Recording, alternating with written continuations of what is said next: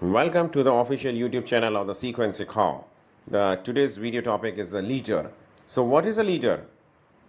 The leader is an individual who is considered to be highest in the status relationship of the group to a great extent. So leadership consists of a member's ability to influence others both directly and indirectly by virtue of his position in the power structure. So what he is expected to keep his word in order not to lose his prestige and position. So there is always a confusion between the dominance and the leadership. Whether the two are the same? No. The dominance implies that when a man commands, others obey. Here, the fear plays a very important part. But the leadership implies acquiescence among the followers. So among the followers, leadership is a process of the mutual stimulation where the leader influences the group and group influences the leader, and there is a flexibility. So, what is the definition of the leader? The leadership has been seen as an expression of an individual personality as an exercise of the influence, as an instrument of goal achievement, as linked to the initiation of the structure. So now, what are the functions of the leader? We'll discuss. A leader must really belong to the group which he seeks to lead. He must be a member of the group. This means that he must accept and share the attitude and values, the programs, rules, and the regulations, the goals and purposes of the group. Such leaders should identify themselves with other members of the group. Now the maintenance function. The maintenance functions are decided to build supporting climate of the communication. The next one is a hindering function. What is it? The strong expression for needs, a security, and interfere in the other group's functions, and it is called the hindering function. So, a leader must be a good executive and policy maker. Now we'll discuss about the leadership behavior. So what is the leadership behavior? So the few points we'll discuss. I'll explain in the few points. The first one is the performing professional and the technical specialty. The second one is the initiating and directing the action. Next one, the knowing subordinate and showing consideration for them. The next one, he should be a good decision maker.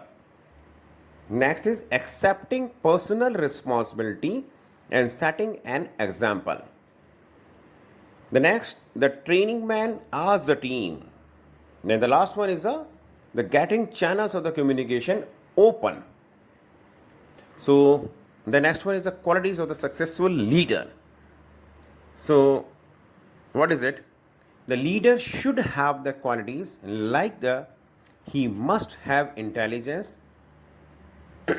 good judgment, insight of imagination, a sense of humor, a sense of justice, and above all, a well-balanced personality. Now, we'll discuss about the types of the leader.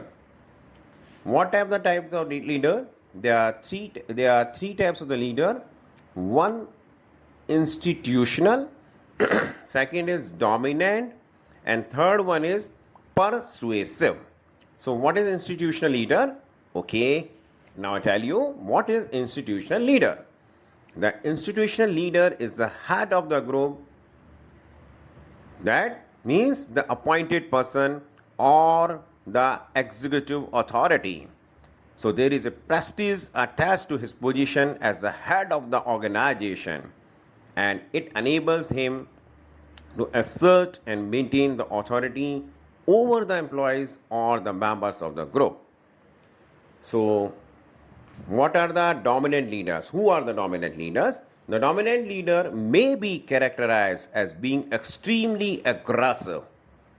Their primary aim is to secure action with respect to the problem which are facing by the group. The another one is persuasive leaders.